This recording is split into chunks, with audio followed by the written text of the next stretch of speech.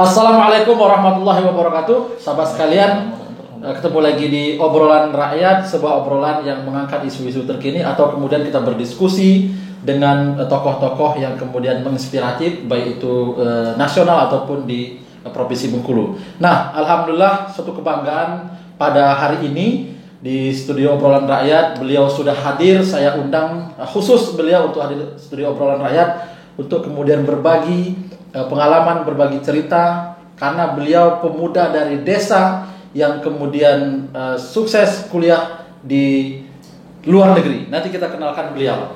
Baik, kita sapa dulu.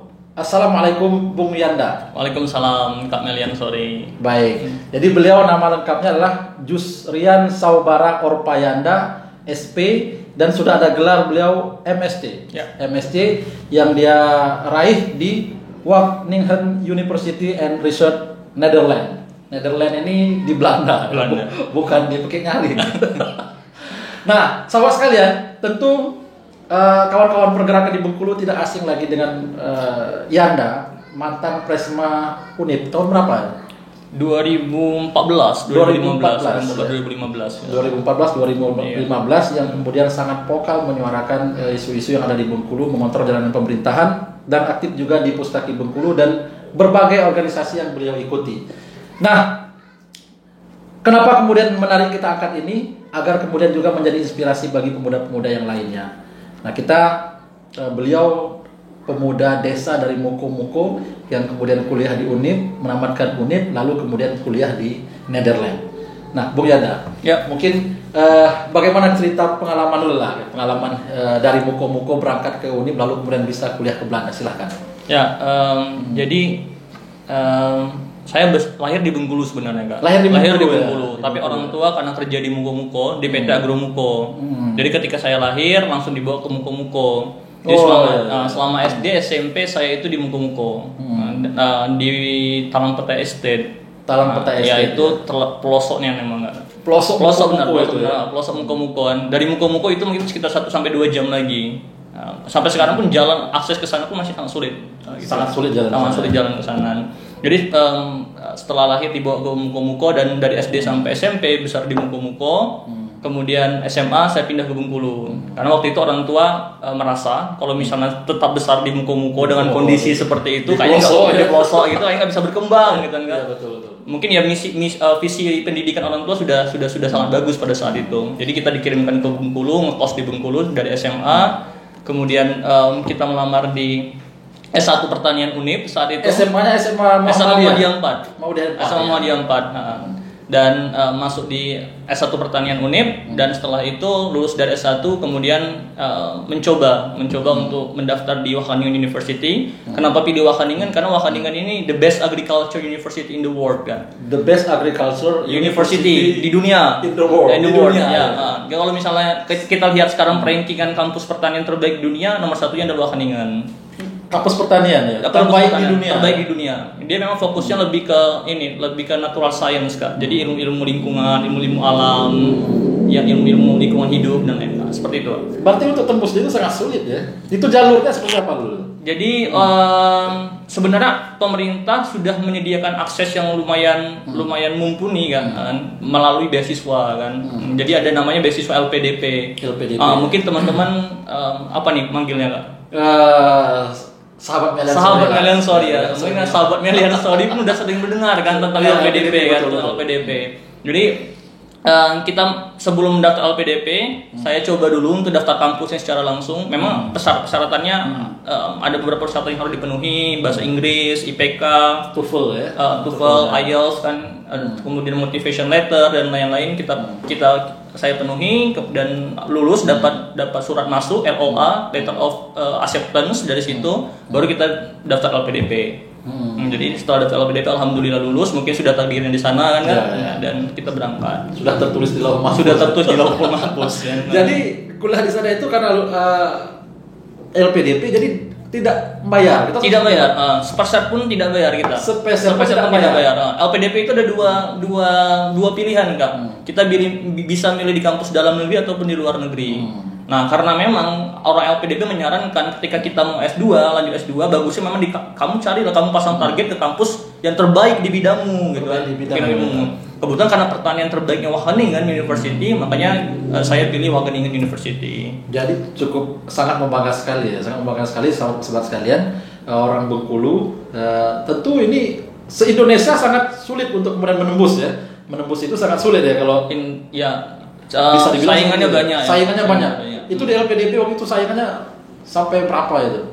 Mungkin kalau untuk jumlahnya pastinya susah ya, tapi ribuan lah mungkin. Ribuan dan salah satu terpilih Bung Yanda. Ya, alhamdulillah. The best agriculture university in the world. Yes. Luar biasa, bisa tembus. Kalau saya cukuplah alumni Universitas Muhammadiyah Bengkulu. Iya, lokal tapi mendunia kalau kalian kan.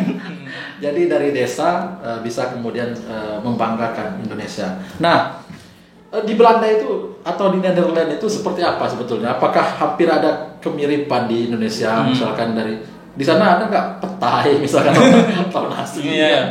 Seperti apa sebetulnya kehidupan di sana? Menjalaninya? Kalau untuk atmosfer kekeluargaannya memang kental Indonesianya Kak. Karena Wageningen itu merupakan komunitas pelajar Indonesia terbesar di Belanda. Terbesar ya? Belanda. Jadi saat itu aja kita di Wageningen itu ada sekitar mungkin 250 mahasiswa ya. Yang Indonesia Kak, Indonesia di sana. Ya? Yang di sana. Tapi yang dari Universitas Bengkulu cuma saya sendiri waktu itu kan. Saya sendiri. Boleh dibilang untuk orang Bengkulu orang pertama lah ya. Ya, untuk orang dari Unip lah misalnya. Dari Unip. Mungkin ada Bengkulu, ada yang kuliah di kampus-kampus di Jawa misalkan. Dia yang murni alumni kampus Bengkulu lah. Ya, orang pertama ya. Iya, orang pertama. Jadi kalau keluarganya sangat solid karena komunitas kita besar. Dan kalau untuk kemudahan hidup seperti kuliner kan, gimana itu? Itu memang nggak terlalu sulit malah Kak. Nggak terlalu sulit karena sangat mudah mendapatkan makanan-makanan bahan-bahan masakan Indonesia.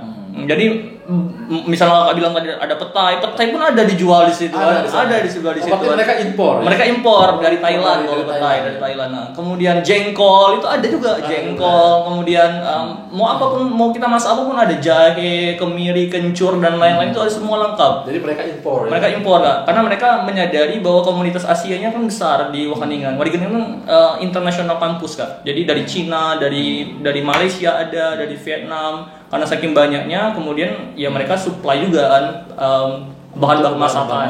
Jadi kalau untuk kulinernya tidak terlalu sulit. Nasi, beras itu mudah semua didapatkan di supermarket. Ya tidak seperti yang saya bayangkan sulit untuk makanan seperti makanan di Indonesia. Enggak. Nah, mungkin kalau untuk mau makanan jadi yang sulit gitu. Kalau mau ada restoran Indonesia gitu kan, di situ memang ada tapi mahal gitu kan. Jadi anak-anak Indonesia itu salah satu keahlian yang bertambah ketika kita kuliah di Belanda adalah keahlian memasak. Ya. Jadi orang-orang yang nggak bisa masak tadi kan karena mau beli mahal, ya enak belajar masak. Jadi bisa masak setelah pulang dari Belanda. Termasuk saya. Daripada beli mahal. Daripada beli mahal, enak ditabung. Nah, sahabat sekalian, Bung Yanda ini juga membanggakan adalah di komunitas kampus boleh dibilang terbaik dan juga komunitas terbesar untuk orang Indonesia Asia. Bahkan sedunia Indonesia terbesar kok. Indonesia terbesar di situ. Nomor 2 terbesar setelah Cina. Di Wageningen. Wageningen itu nama daerah ya? Wageningen itu nama desa. Nama desa. Desa Wageningen. Cuma desanya yang besar. Desanya udah kelas kota kan. Nah, beliau ini sama sekalian adalah ketua PPI. PPI itu Persatuan Pelajar Indonesia di Wageningen. Nah, kok bisa terpilih dari seluruh orang di Indonesia bisa kemudian kawan-kawan mempercayakan? Itu tadi karena tertulis di Lauhul Mahfuz tadi. Karena sudah tertulis kan. Mungkin atau pengalaman di pemilihan presiden kemarin. Main politik ya. Pilih enggak. Tadi gimana nih perjalanan organisasi itu? Ya, itu sulit juga. Mungkin teman-teman mempercayakan saja gitu enggak. Jadi kemarin memang setiap tahun ada pemilihan KPU kan, ada Komisi Pemilihan Umum PPI, kemudian dibuka dan biasanya memang perangkatan itu diwakilkan satu orang untuk maju kan. Nah kebetulan dari angkatan saya itu saya dipilih kawan-kawan kan. Dan satu-satunya perkumpulan itu di Wageningen itu untuk Indonesia. Untuk Indonesia satu-satunya. Satu-satunya ya. Satu-satunya perkumpulan pelajar secara umum ya. Misalnya ada komunitas Muslim, komunitas Kristen kan. Tapi yang dinaungi oleh PPI tadi, Persatuan Pelajar Indonesia. Jadi satu-satunya perkumpulan lah itu. Perhimpunan besar ya. Perhimpunan besar ya. Di Wageningen. Nggak ada perkumpulan moko-moko. Nggak ada. Tapi ada perkumpulan seluruh Indonesia. Kalau perkumpulan kampus ada nggak? Ada juga. Ada ikatan, misal ikatan mahasiswa Makassar, gitu, ikatan mahasiswa IPB. Ya tadi kan saya satu-satunya dari UNIP, dari Bengkulu, nggak ada gitu teman untuk berkomunitas juga ya. Satu orang kan. Kemarin dan semuanya itu bergabung dalam PPI. Dalam PPI semuanya. Jadi luar biasa juga kan. Pemuda Bengkulu bisa memimpin organisasi besar ya di komunitas terbesar pelajar di sana kan.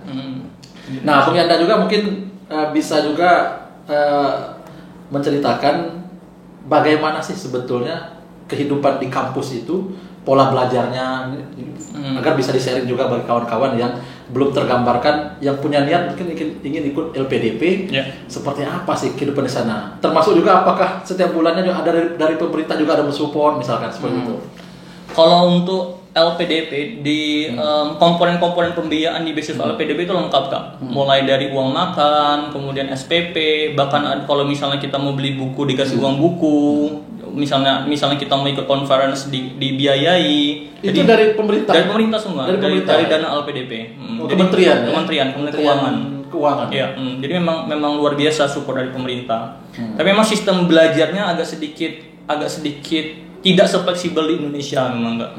Dalam kategori misalnya waktu kan. Jadi kita memang di pressure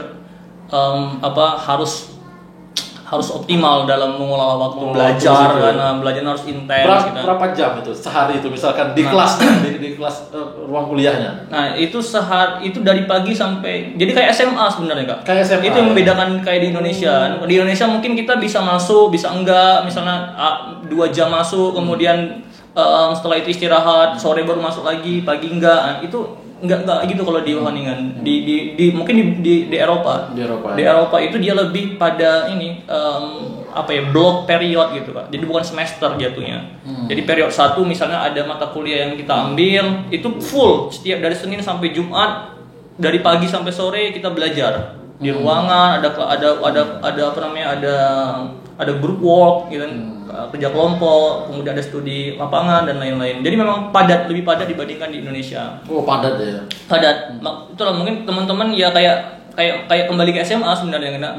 Jadi memang apalagi kita orang-orang Asia kan, orang Asia jadi ini jiwa SMA-nya kembali. Jiwa kembali ya. Nah, orang-orang Asia ini biasanya dia ya itu Kak, mungkin butuh effort, butuh tenaga, butuh ekstra kerja lebih keras kan untuk bisa memahami pelajaran karena memang beda bahasa, beda culture kan.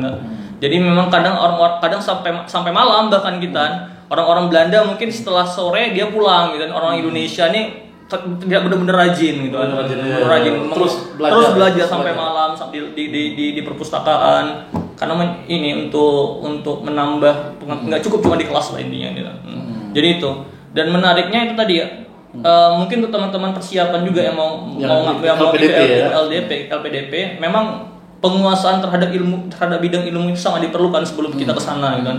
Selama ini orang beranggapan kuliah ke luar negeri mungkin cuma cukup dengan bisa bahasa Inggris misalkan. Padahal di sana orang enggak terlalu penting. Penting sih penting, tapi enggak terlalu ditekankan bagaimana kita berbahasa. Karena itu dianggap tuntas lah. Dianggap tuntas. Starting point-nya kan udah sama semua kan.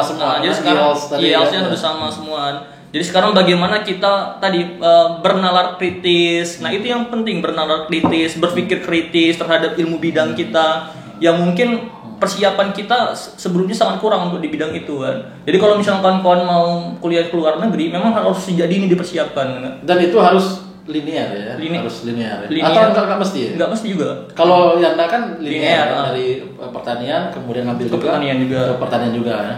Nggak mesti linear. Jadi bisa, tapi memang itu kalau kurang linear kan agak sedikit keras kerja kita untuk bisa mengikuti. Tapi dan proses bernara kritis ini menurut saya enggak itu kelebihan ketika kita bergabung di organisasi. Ya. Karena Bung Yanda sudah terbiasa untuk hal seperti itu. Ditekan-tekan tadi ya, mencoba untuk berpikir kritis. Karena presiden mahasiswa UNIR kan. Nah, jadi luar biasa kemudahannya ya. Berarti di LPDP itu daftar pun tidak dipungut biaya. Tidak dipungut biaya. Online kan. Kemudian juga gratis, kemudian termasuk kebutuhan di sana juga dipenuhi. Ya, Kebutuhan apa yang kita inginkan dipenuhi. Termasuk honor misalkan bulan nggak ada itu.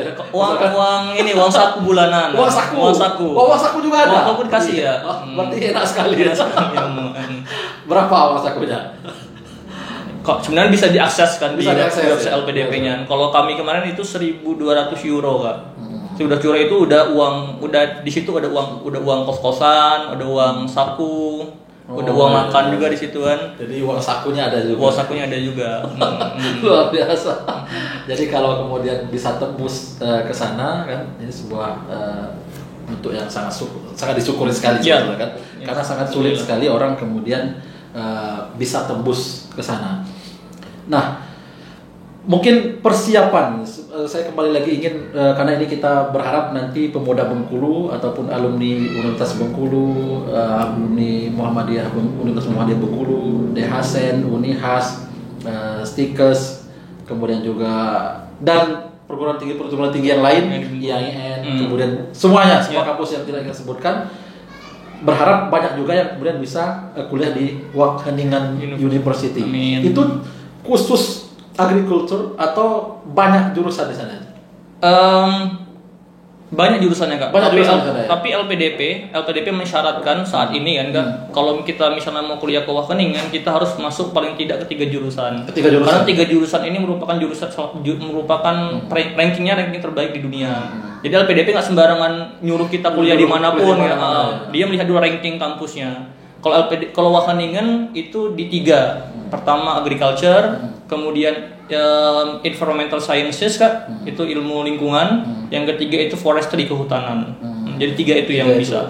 Apa yang harus mesti disiapkan misalkan pasca tamat di kampus masing-masing misalkan di Indonesia, yang harus disiapkan untuk coba mengakses itu? Yang pertama jelas mungkin kemampuan bahasa.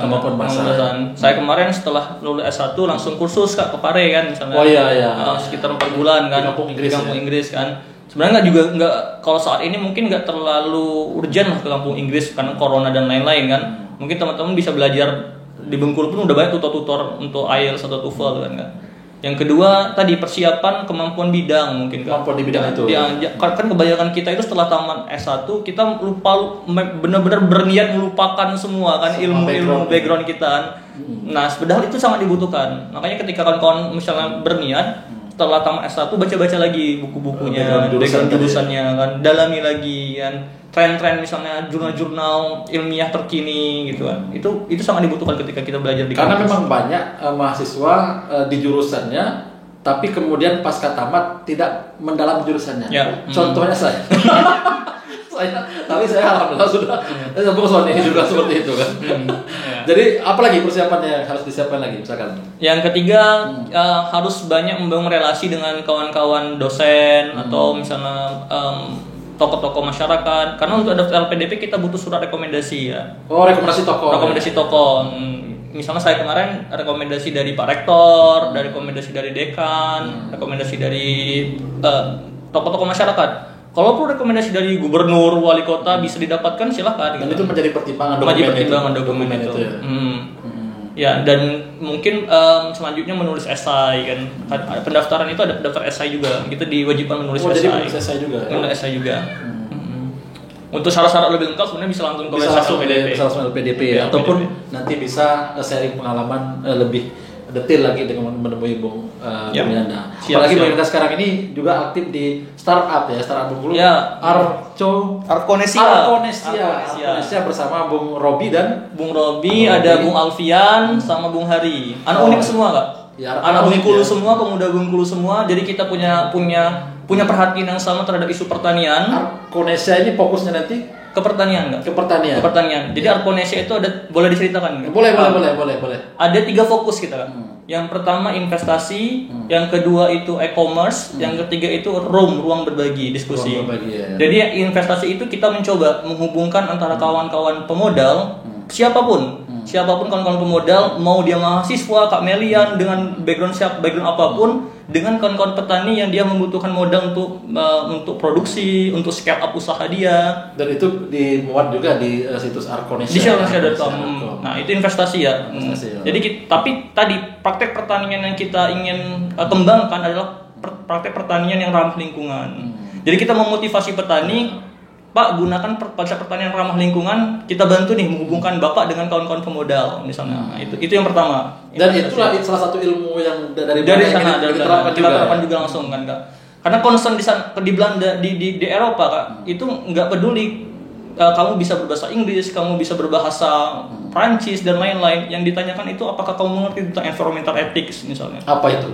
Ya, ilmu etika lingkungan. Nah, kamu peduli nggak dengan lingkungan? Kamu peduli nggak dengan climate change? Kamu peduli nggak dengan pemanasan global? Nah, itu yang kita coba kembangkan di Arkonesia. Yang kedua e-commerce, Kak. Kita mencoba menghubungkan antara petani dengan konsumen secara langsung. Karena kebanyakan sekarang kan rantai distribusi pangan kita terlalu panjang, Kak.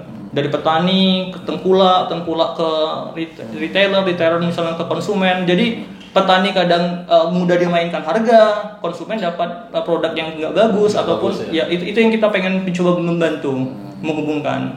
Yang ketiga adalah ruang diskusi. Jadi kita melibatkan semua. Nah, ini kemarin kita sudah mencoba menghubungi beberapa dosen pertanian di UNIF, dekan-dekan. Kita mencoba menghubungkan petani dengan akademisi, petani dengan mahasiswa, lewat diskusi-diskusi, sharing knowledge gitu, Pak. Jadi karena Bung Robi ini juga pendiri owner dari Cari Bengkulu. Cari Bengkulu. Jadi sudah pengalaman untuk membuat sistem seperti itu. Ya, jadi mudah-mudahan juga Arkonesia ini menjadi wadah juga bagi Bung Yana dan kawan-kawan juga untuk sebagai penerapan ilmu lah, ilmu yang sudah ditimba di Belanda kemarin kan. Nah, sahabat sekalian, tentu ingin mengetahui juga sebetulnya IPK beliau ini berapa? Waduh, ini sensitif. Tamatnya berapa tahun dan IPK berapa ini Bung Yana? Ini sensitif sebenarnya. Tapi harus disebutkan ya. Kalau kecil malu soalnya. Jadi alhamdulillah tamat tepat waktu, Pak. Berapa tahun? Kurang dari 2 tahun, 1 tahun 9 bulan, 1 tahun 10 bulan lah paling. 1 tahun 10 bulan. Iya, standarnya itu 2 tahun. 2 tahun. 2 tahun standarnya. Agak cepat berapa bulan ya berarti ya? Agak dia 2 bulan, 1 bulan setengah sampai 2 bulan saya lebih cepat. Lebih cepat. Jadi kalau di universitas atau akademik itu kalau percepatan itu dia lebih bagus, bukan seperti bayi yang prematur bukan. Jadi tamatnya pas ya, lebih kurang 1 tahun 10 bulan ya. Dengan IPK-nya kalau di Indonesia kan kita convert ke Indonesia itu 3,8. 3,8 dan kalau kita terapkan di Bengkulu ataupun di Indonesia 3,5 itu sudah kumlot, tapi kalau kategori kumlot ya. Tapi kalau di sana kumlotnya harus 4, Kak. 4 harus kumlot. Iya. Jadi agak sedikit sulit untuk mengejar kumlot. Sulit ya. Jadi jangan IPK kita itu jangan 1, atau 2, ya minimal 3 ke atas ya. Nah, Bung Yana sudah berhasil 3,8 ke atas. Baik, sangat menginspirasi sekali. Nah, pesan Bung Yana di terakhir obrolan rakyat kita ini terhadap kawan-kawan mahasiswa dan juga pemuda Bengkulu, bagaimana kemudian juga bersemangat untuk meraih mimpi kuliah di luar negeri misalkan. Silakan. Mungkin jangan pernah underestimate terhadap diri sendiri aja gitu, enggak. Jangan merasa lemah terhadap dari mana background kita kan, kemudian apa kampus, latar belakang kampus S1 kita misalnya. Karena dulu jujur saja ketika memutuskan dari muko-muko masuk ke S1 pertanian itu kan sedikit ada, mungkin kawan-kawan ada sedikit agak sedikit banyak kritikan lah kan, enggak? Dari orang-orang, apa sih masuk pertanian, kenapa harus menjadi mahasiswa untuk bertani misalnya. Tapi itu kan yang melemahkan. Itu yang melemahkan. Tapi ketika kita yakin terhadap passion kita, terhadap hobi kita, minat kita, jalani aja gitu kan. Dan alhamdulillah dari satu pertanyaan Unip yang mungkin saat itu saya agak sedikit dibully gara-gara masuk situ kan. Kemudian bisa masuk juga ke bisa satu linear dengan kampus pertanian terbaik di dunia kan, Wageningen University. Jadi jangan pernah underestimate terhadap diri kita, karena kita nggak tahu apa yang Allah takdirkan kan dari jalan yang pernah kita lalui. Tugas kita hanya berusaha. Tinggal berusaha dan berdoa, semuanya serahkan karena semua sudah tertulis di Lauh Mahfuz. Ya, benar sekali. Terima kasih Bung Yanda sudah hadir atas undangan saya. Ini luar biasa, saya sangat bangga dan berterima kasih sekali lagi. Siap. Seorang pemuda yang inspiratif, yang sangat sulit sebetulnya kemudian bisa tembus ke sana. Dan hari ini saya hadirkan di studio Obrolan Rakyat. Sekali lagi terima kasih. Ya, sama-sama Kak Melian. Dan demikian dari saya. Assalamualaikum warahmatullahi wabarakatuh. Waalaikumsalam warahmatullahi wabarakatuh.